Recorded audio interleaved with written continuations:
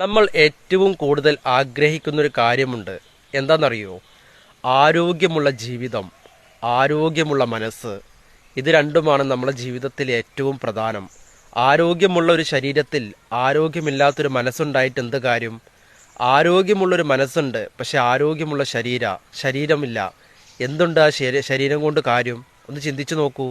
അതുകൊണ്ട് നമുക്ക് ആരോഗ്യമുള്ള മനസ്സും ആരോഗ്യമുള്ള ശരീരവും ഒരുപോലെ നിയന്ത്രിക്കേണ്ടത്, കൊണ്ടുപോകേണ്ടത് നമ്മുടെ ജീവിതത്തിൻ്റെ ഒരു പ്രധാന ഘടകമാണ്. അതുകൊണ്ട് ആരോഗ്യമുള്ള ശരീരം നിലനിർത്താൻ വേണ്ടി അമിതമായ ഭക്ഷണം ഒഴിവാക്കുക, എക്സസൈസ്, വ്യായാമം നന്നായി ചെയ്യുക. അതുമൂലം നിങ്ങൾക്ക് നല്ല ആരോഗ്യമുള്ള ഒരു ശരീരം പരിപാലിക്കാൻ സാധിക്കും.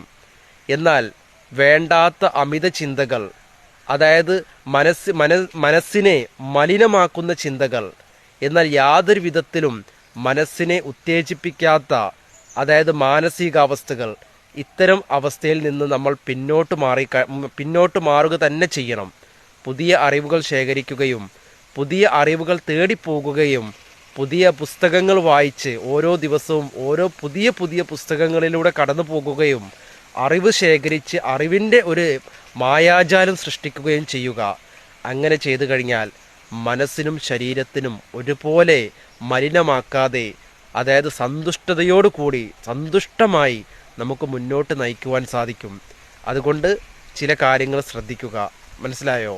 എങ്കിൽ ഇന്നു മുതൽ തുടങ്ങിക്കോളൂ.